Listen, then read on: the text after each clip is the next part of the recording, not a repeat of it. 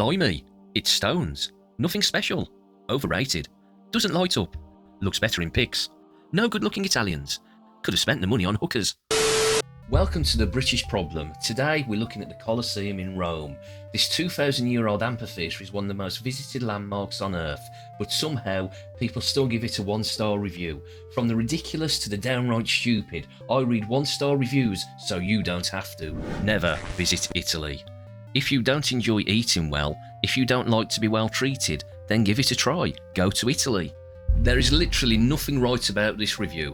First of all, your complaint is about Italy, not about the Roman Colosseum. Why have you given the Roman Colosseum a 1-star and written a review about Italy? Secondly, Italian food is delicious. Who doesn't like pizza?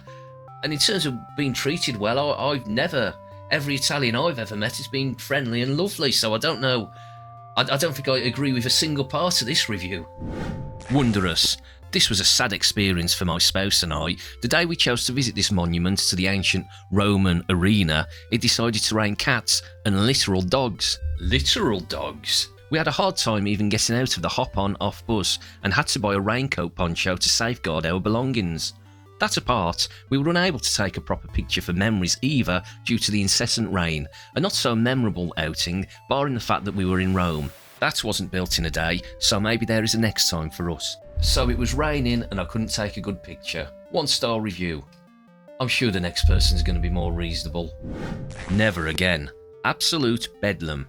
Rome is over-touristed and the school groups are ill-mannered and clutter up the place. Too many groups wandering around en masse. Impossible to get a shot without people in it. I will never go back. Ah yes, school groups. Why would they take school groups to a site of historical importance? I just don't know. It doesn't make any sense, does it?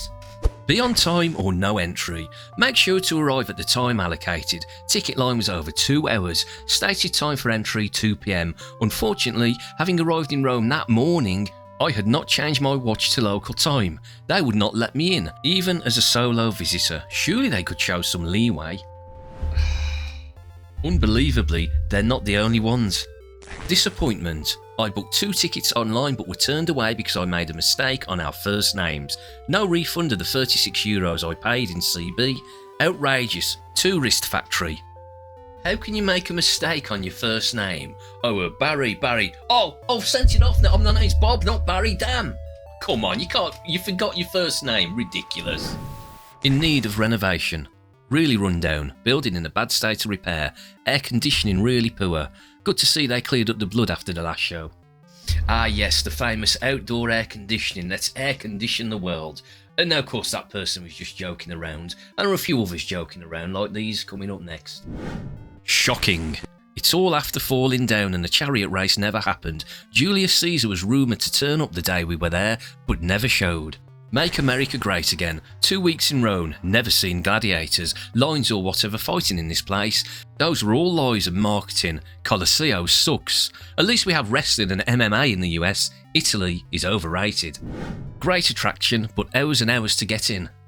When I went, much of it essentially was a building site. It took hours to get in, and I mean so long I lost track of how long, not to mention the will to live. My advice is go and have a look at it from the outside and then go on to the Gladiator Fighting School around the corner, which you can get into immediately and has a great reenactment thing going on as well. Now there were lots of people in the 1-star reviews who were complaining about the queues, but that would have been a little boring to put those in this video. But the Gladiator Fighting School around the corner sounds fantastic. If anybody knows anything about that, let me know in the comments. Ignore the tour guides. Little disappointing inside, but maybe we were spoilt by Chester. It's impressive in the outside. The guided tour is a rip-off. Get your pass from tourist information at Palatine Hall first, then you miss the queue and walk in ahead of the tour guides. You were spoiled by Chester. Now, no disrespect to anyone from Chester. Chester is actually a really nice place to visit for a day trip if you ever find yourself in the area. But it's not in the same league as Rome. People travel from all around the world to visit Rome. Rome is a bucket list destination, whereas Chester is, hey, if you happen to be there, well worth a visit. It's a nice day out. Not on the same level.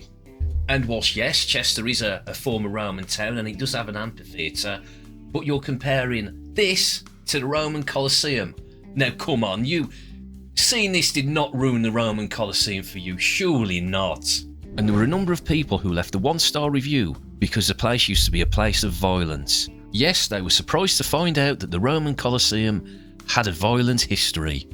Crowded and creepy, the fact that some of the buildings still stand is about the most interesting thing about the Colosseum. When it's all said and done, it's a place of torture and bloodthirsty sport. It's all about slaves and Christians' death. I'm not a big fan of sites that has a history of torture and death. I didn't bother to go inside since it was very long lines, expensive, and the tours will certainly tell you all about the dungeons where the prisoners were shackled and sent to the lions.